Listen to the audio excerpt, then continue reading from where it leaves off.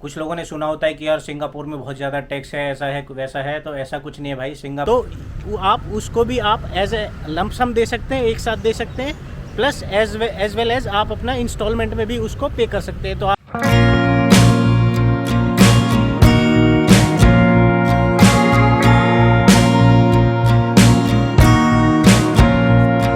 Good morning guys, स्वागत है एक और नई वीडियो में। और आज की वीडियो में हम लोग बात करेंगे इनकम टैक्स के बारे में कि सिंगापुर में इनकम टैक्स कितना लगता है।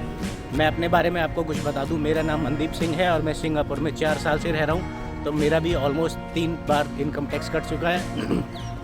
तो आज की वीडियो में स्पेशल एजेंडा यही रहेगा कि सिंगापुर में अगर आप आ रहे हैं और आपके एम्प्लॉयर ने दिया है, सपोज आपको $50,000 दे रहा है या लाख रुपए डॉलर साल के दे रहा है, तो आप उसमें कैसे चेक करेंगे कि आपका इनकम टैक्स कैसे बनेगा।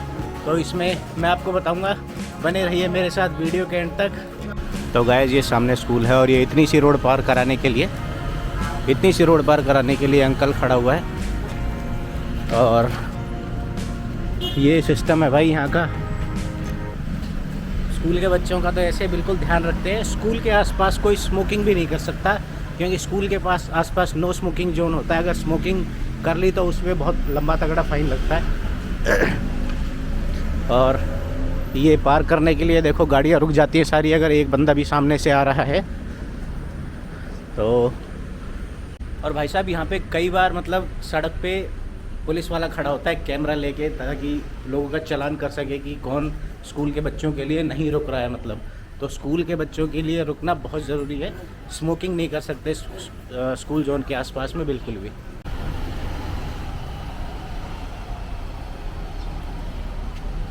तो गाइस, अभी हो रहा है सुबह का समय, करीबन 7:20 हो रहा है सिंगापुर का। आपका ऑलमोस्ट 5 बज रहा होगा सुबह का।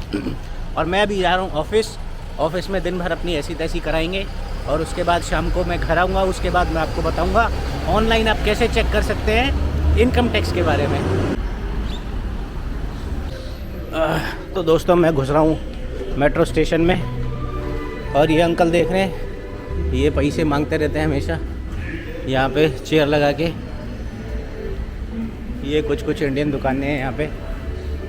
और आप जैसा कि देख पा रहे हैं, मेरी तरह ही ज़िंदगी की भागदौड़ में बहुत सारे लोग लगे हुए हैं। सब लोग ऑफिस जा रहे हैं भाई, यही ज़िंदगी है, काम तो करना ही पड़ेगा। तो भाई, यहाँ जितने भी मेट्रो स्टेशन हैं उनके सामने इन्होंने ये दीवार लगा रखी है ताकि लोग कूद के नीचे, ट्रेन के नीचे ना आ जाएं। और ये भाई मेट्रो स्टेशन के बाहर का नज़ारा देख रहे हो, कितना खूबसूरत है। ट्रेन आ गई है।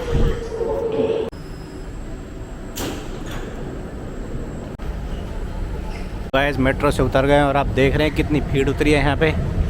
तो भाई देख रहे हैं, भाग रही है दुनिया नौकरी के लिए। तो गाइस, ये है बस स्टॉप और यहाँ पे लोगों की भीड़ लगी हुई है बस पकड़ने के लिए। तो गाइस, सुबह का टाइम है और अभी सुबह चाहिए कुछ खाने के लिए, तो मैं घुस गया हूँ फूड कोर्ट में अपने ब्रेकफास्ट का इंतज़ाम करने के लिए।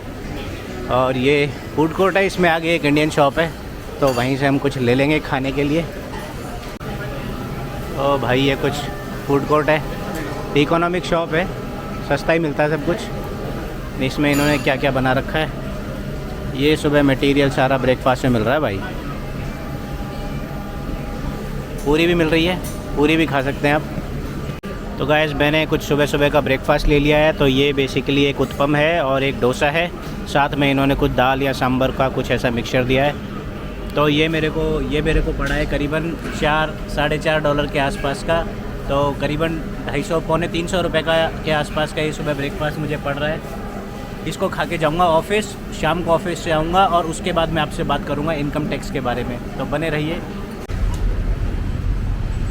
भाई लोगों। शाम के बज रहे हैं 5:30, 6 बज रहे हैं और बारिश का मौसम हो रहा है भाई। लोग खड़े हैं, कब हरी बत्ती हो रोड क्रॉस करने के लिए। हरी बत्ती हो गई है भाई। और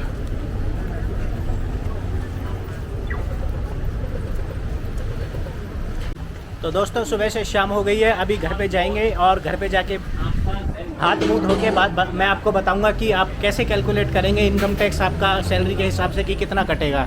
अभी मैं बाज़ार में हूँ और बारिश का सा मौसम हो रहा है।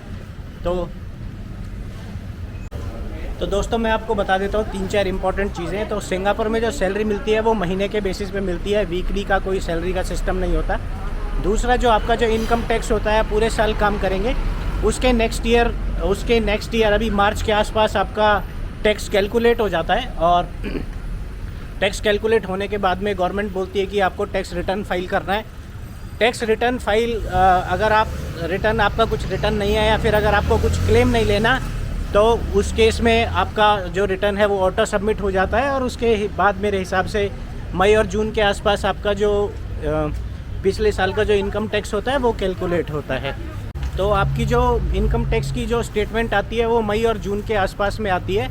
उसमें भी आपके पास सबसे बड़ा अच्छी बात यह है कि यहाँ पे आपका जैसे अगर $2000 अगर आपका इनकम टैक्स आपका कैलकुलेट हो गया, आपको देना है, तो आप उसको भी आप एज ए लंप सम दे सकते हैं, एक साथ दे सकते हैं, प्लस एज वेल एज आप अपना इंस्टॉलमेंट में भी उसको पे कर सकते हैं। तो आप अपना यहाँ कुछ जायरो वगैरह चलता है तो आप उसमें अपना सेट करके आपके बैंक अकाउंट से अपना किस्तें बना लें 11-12, उसके हिसाब से वो अपने आप अकाउंट से आपका कटता रहेगा। तो ये बड़ी अच्छी बात है कि आप अपना इनकम टैक्स को किस्तों में भी कटवा सकते हैं। तो वही मैं पहुँच लिया घर, ताला खोलते हैं और लैपटॉप ऑन करके फिर आपको बताते हैं कैसे करना है।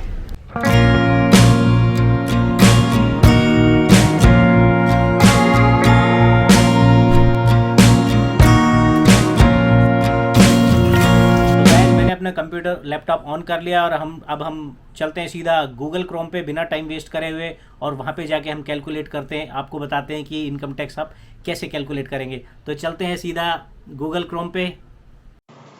तो दोस्तों और मेरे भाइयों, अगर आप जानना चाहते हैं कि आपका इनकम टैक्स में आपको एम्प्लॉयर ने बोला है कि आपको इतने $1000 देंगे और आप जानना चाहते हो कि कितना इनकम टैक्स लगेगा, क्योंकि अगर हम यूरोप साइड की बात करें तो वहाँ पे इनकम टैक्स बहुत ज़्यादा होता है। सिंगापुर में हम कैसे कैलकुलेट कर सकते हैं मेरा इनकम टैक्स? तो आपको गूगल पे आना है, गूगल पे आपको लिखना है इनकम टैक्स सिंगापुर कैलकुलेटर, और यहाँ पे आपका जो लिंक आएगा inland revenue authority of Singapore, इसमें कैलकुलेटर्स बटन पे आपको क्लिक करना है। जैसे ही आप इसको क्लिक करेंगे तो उसके बाद आपको ये एक वेबसाइट खुल जाएगी। इसमें ध्यान रखें कि वेबसाइट के अंदर gov.sg जरूर लिखा होना चाहिए, क्योंकि gov.sg का मतलब है कि ये गवर्नमेंट की वेबसाइट है। तो यहाँ से अगर आप यहाँ पे आएंगे तो आपको यहाँ पे बहुत सारे ये कैलकुलेटर्स देखने को मिलेंगे। तो आप इसमें जो आपका लेटेस्ट कैलकुलेटर्स होता है उसको डाउनलोड कर लें। तो जैसे ही आप इसको डाउनलोड करेंगे, आप इस फाइल को खोलें, और बहुत ही सिंपल है, इसमें कुछ नहीं करना। ये बेसिकली वो फाइल है जो मैंने डाउनलोड की है। तो इसमें बेसिकली कुछ नहीं करना है। इसमें आपकी जो एम्प्लॉयमेंट इनकम है, सो सपोज अगर आप साल के $50,000 कमा रहे हैं तो आपको सीधा इसमें डाल देना है आपका फिगर $50,000। और इसमें फिर बिकॉज आप फॉरेनर हैं तो इसमें आपको ना कुछ ज़्यादा ऐसा दिमाग लगाने की ज़रूरत नहीं है, क्योंकि अगर अदर इनकम वगैरह कुछ ऐसा होता है नहीं हम लोगों का अभी। अगर आप कुछ इन्वेस्टमेंट करते हैं या कुछ करते हैं वो बात अलग है। तो इसमें मैंने डाल दिया साल का 50,000, मेरी टोटल इनकम साल की 50,000 हो गई है। उसके बाद जो मेरी साल की $50,000 पे जो मेरी इनकम कैलकुलेट होके आती है वो मेरी आती है $1250। तो आप अगर साल के $50,000 मतलब साल का अगर आप 30 लाख रुपए कमा रहे हैं सिंगापुर से, तो केवल आपको इतना सा, ये जो मेरी जो अमाउंट है करीबन 75,000 के आसपास होती है, तो केवल 30 लाख आप कमाएंगे तो केवल आपको 75,000 रुपए के आसपास इनकम टैक्स लगेगा, जो कि बहुत कम है। मतलब अदर कंट्रीज के कंपैरिजन, इवन इंडिया के कंपैरिजन में अगर आप 30 लाख कमाते हैं तो आपका करीबन 9 लाख रुपए टैक्स हो जाता है बिना रिलीफ के। तो ये आप ऐसे कैलकुलेट करेंगे। और अगर आप इसके अंदर ब्रेकअप देखना चाहते हैं कि आपका इनकम टैक्स कैसे कैसे कैलकुलेट हो रहा है, तो उसके लिए आपको दूसरी वेबसाइट पे जाना पड़ेगा। तो उसमें आप यहाँ पे सीधा इनकम टैक्स सिंगापुर लिखें, एंटर कर दें, उसके बाद इंडिविजुअल इनकम टैक्स रेट्स पे आ जाएंगे। और इस वेबसाइट पे आने के बाद में यहाँ पे इन्होंने कुछ कुछ डाला हुआ है कि अब इसमें जो अगर आप रेजिडेंट हैं, मीन्स आप सिंगापुर में बहुत दिनों से रह रहे हैं, उसका टैक्स रेट अलग होता है, और जो नॉन रेजिडेंट हैं उनका टैक्स अलग होता है। तो रेजिडेंट मेरा कौन कंसीडर होता है? आप सिंगापुर में आ गए हैं और आने के बाद में आप 183 डेज आपने सिंगापुर में बिताए हैं with in 1 calendar year, with in 1 financial year, तो आप कंसीडर होंगे एज अ रेजिडेंट। और रेजिडेंट का जो मेरा इनकम टैक्स होता है वो प्रोग्रेसिव होता है। अगर आप रेजिडेंट नहीं है, आपने 183 डेज से कम अगर आपने सिंगापुर में स्पेंड किया है और आप जॉब छोड़ के चले जा रहे हैं, तो आपकी अर्निंग्स पे सीधा टैक्स रेट होगा मेरा 22%, आपका सीधा डिडक्ट हो जाएगा आपकी टोटल अर्निंग पे। तो most of the people resident होते हैं यहाँ पे, और आप जॉब करने आएंगे तो ऑफकोर्स आप रेजिडेंट ही होंगे, तो उसमें आपका जो टैक्स कैलकुलेट होता है वो इसका स्ट्रक्चर मेरा जो होता है ये वाला होता है कि आपकी जो पहली $20,000 सैलरी है, तो सपोज करो आप $30,000 कमा रहे हैं साल के, ठीक है, तो $20,000 पे आपका कोई टैक्स नहीं है, और जो आपका नेक्स्ट $10,000 जो आप जो सैलरी इनकम लेंगे उस पे $200 का टैक्स है। यानी फर्स्ट $30,000 पे आपका $200 का $200 का टैक्स लग गया। उसके बाद में आपका 30,000 अगर इनकम है, उसके नेक्स्ट 10,000 पे इतना परसेंट टैक्स लगेगा, और ये $350 के आसपास टैक्स बनेगा। तो ऐसे ये प्रोग्रेसिव है, जैसे आप फर्स्ट 40,000 एंड नेक्स्ट 40,000 पे आपका 250 टैक्स बन जाएगा। उसके बाद में फर्स्ट 80,000 एंड नेक्स्ट 40,000 पे आपका ये टैक्स बन जाता है। तो ये आप यहाँ पे आके चेक कर सकते हैं कि आपका कितना टैक्स बनेगा। वेबसाइट्स के जो इन दोनों वेबसाइट्स के लिंक मैं डिस्क्रिप्शन बॉक्स में डाल दूंगा, तो आप चाहते हैं तो आप वहां से कैलकुलेट भी कर सकते हैं। तो गाइज ये जानकारी थी इनकम टैक्स की, बिकॉज बहुत से लोगों का बड़ा कन्फ्यूजन रहता है कि कुछ लोगों ने सुना होता है कि यार सिंगापुर में बहुत ज़्यादा टैक्स है, ऐसा है वैसा है। तो ऐसा कुछ नहीं है भाई, Singapore is one of the best taxation country. यहाँ पे आप अगर आप अकेले आते हैं तो आप बहुत पैसा बचा के ले जा सकते हैं, टैक्स बहुत कम है। इंडिया से बेटर ही है यार, मैं ये नहीं कहूँगा, लेकिन हाँ इंडिया से बेटर है। तो टैक्स की ऐसी कोई टेंशन ना लें, और टैक्स अगर कैलकुलेट करना है तो जो नीचे डिस्क्रिप्शन में मैंने इन दोनों वेबसाइट्स के लिंक डाल दिए हैं, तो आप वहाँ से क्लिक करके आप चेक कर सकते हैं। तो भाई आज की वीडियो को यहीं ख़त्म करते हैं यार।